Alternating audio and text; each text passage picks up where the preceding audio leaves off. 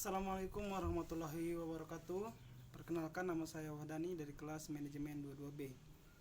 Oke, kali ini kita akan membahas tentang pengertian manajemen persediaan. Manajemen persediaan merupakan salah satu bagian dari perusahaan. Bagian tersebut berfungsi untuk menjaga dan mengatur persediaan yang dimiliki perusahaan. Beberapa aktivitas yang dilakukan dalam manajemen persediaan adalah mulai dari cara memperoleh persediaan, menyimpan hingga persediaan tersebut dimanfaatkan. Persediaan di sini memuat arti beragam, bisa berupa bahan baku, bahan pembantu, barang dalam proses, barang jadi, bahkan suku cadang tentunya. Ini mengatur jumlah persediaan tidak semudah yang dipikirkan atau diperkirakan. Jika persediaan terlalu banyak, maka makin tinggi biaya untuk penyimpanan. Sebaliknya, jika kurang, malah bisa menghambat proses produksi. Belum lagi perusahaan harus menghadapi beragam ketidakpastian, mulai dari ketidakpastian permintaan, waktu pemesanan hingga pasokan dari supplier. Inilah yang membuat inventory manajemen sangat penting dilakukan. Next. Sekarang kita akan beralih ke materi fungsi-fungsi dari manajemen persediaan. Manajemen persediaan sangat penting bagi perusahaan. Hal ini karena berfungsi dari aktivitas tersebut cukup beragam. Berikut apa saja fungsi dari manajemen persediaan. Yang pertama adalah mengantisipasi kekurangan persediaan di sebuah perusahaan. Hal ini harus diperhatikan, terutama bagi perusahaan yang berfokus dalam memproduksi barang. Meskipun pada umumnya suplai bahan memang sudah pasti datang sesuai jadwal, langkah antisipasi tetap penting untuk dilakukan untuk berjaga-jaga jika seumpama persediaan datang terlambat dan akan berpotensi mengganggu proses produksi. Yang kedua adalah mengantisipasi pesanan persediaan. Ternyata tidak sesuai dengan kebutuhan.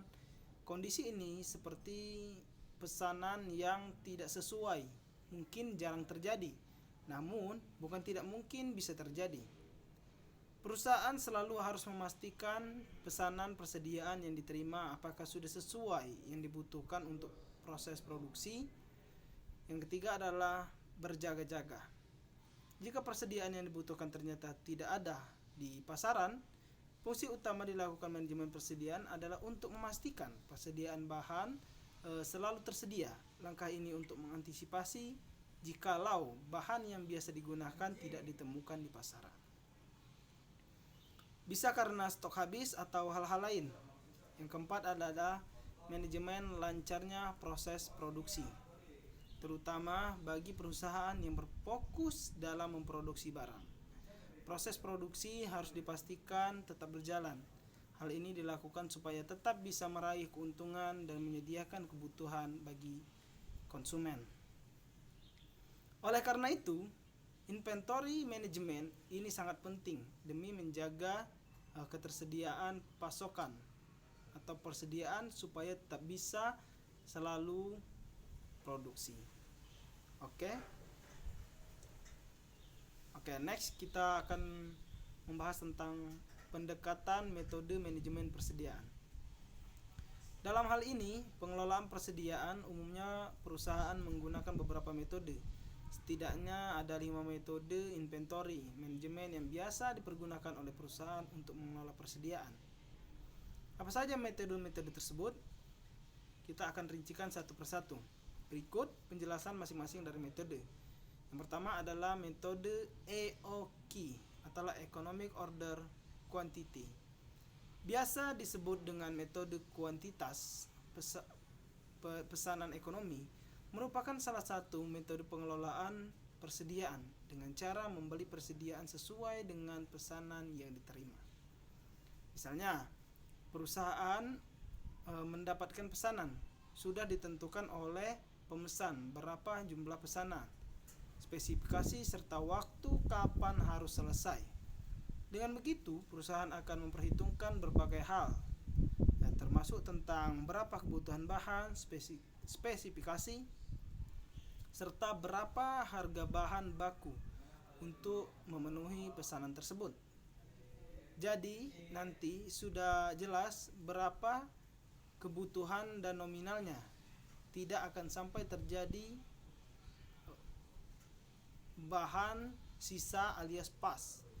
Cara ini banyak membawa manfaat, mulai dari tidak ada biaya pemeliharaan serta biaya gudang untuk menyimpan sisa bahan. Yang kedua adalah metode MRP atau Material Requirement Planning. Lebih dikenal metode perencanaan kebutuhan material.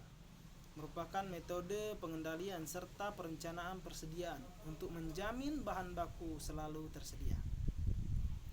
Selain itu, untuk menjaga supaya bahan baku tetap ada untuk digunakan, metode ini berguna untuk memastikan persediaan berjumlah sedikit. Mengapa persediaan harus diusahakan berjumlah sedikit? Hal ini karena semakin sedikit jumlah persediaan, otomatis biaya untuk menjaga persediaan tersebut juga makin sedikit. Oke, bisa dipahami ya. Dalam metode ini akan dilakukan beberapa perencanaan, mulai dari penjadwalan pembelian, jadwal produksi, hingga waktu pengiriman persediaan bahan baku. Next. Oke. Yang ketiga adalah metode JIT atau Just in Time. Metode ini punya istilah lain, yaitu metode tepat waktu. Memungkinkan perusahaan sebisa mungkin dibuat tidak menyetok atau memiliki persediaan, sehingga perusahaan diusahakan memiliki persediaan nol atau mendekati nol. Hal ini karena jika posisi perusahaan seperti itu, biaya persediaan juga tidak akan dikeluarkan. Tapi jika tidak punya persediaan, bagaimana bisa melakukan produksi? Itu kan pertanyaannya. Inilah keuntungan metode ini. Perusahaan akan mengusahakan untuk membeli persediaan hanya saat sedang dibutuhkan saja, sehingga jumlahnya bisa disesuaikan dengan kebutuhan dan tidak akan ada sisanya. Lalu, bagaimana caranya? Dengan membina hubungan baik dengan para pemasok bahan baku, membuat mereka seolah-olah bagian dari perusahaan, sehingga kapanpun dan berapapun pemasok akan selalu siap menyuplai persediaan. Yang keempat adalah metode analisis ABC. Dalam metode ini dilakukan pengelolaan persediaan, di mana dasar pengelolaan tersebut adalah nilai serta persediaan. Yang dimaksud nilai di sini adalah nilai total dari persediaan, bukan harga persediaan per unit. Setiap item persediaan akan diberikan label sesuai kelasnya masing-masing. Ini dilakukan karena setiap item persediaan diperlakukan berbeda. Misalnya, ada persediaan kayu paku dan cat kayu bisa dilabel dengan grade A karena paku perlu perlakuan khusus untuk penyimpanan dalam gudang supaya tidak rusak. Lalu cat bisa dikategorikan golongan B karena penyimpanannya mungkin lebih mudah dibanding kayu. Untuk paku bisa diberi kode C karena meskipun jumlahnya banyak, namun penyimpanan jauh lebih mudah dibanding dua persediaan sebelumnya. Yang terakhir adalah metode periodic review. Dalam metode ini memungkinkan dilakukan pemesanan persediaan bahan dalam jarak waktu yang sama. Jadwal pesanan barang sudah terjadwal secara rutin. Jadi manajer keuangan dapat memberikan berapa pengeluaran untuk pembelian bahan baku tersebut. Metode ini punya keunggulan tersendiri. Salah satunya mampu meredam fluktuasi permintaan kebutuhan bahan baku. Metode ini juga sangat mudah dilakukan karena tidak perlu melewati proses administrasi yang panjang. Hal tersebut karena proses pembelian persediaan sesuai sudah terjadwal dan rutin. Oke, terima kasih. Mungkin itu saja pembahasan materi kita kali ini. Saya akhiri. Wassalamualaikum warahmatullahi wabarakatuh.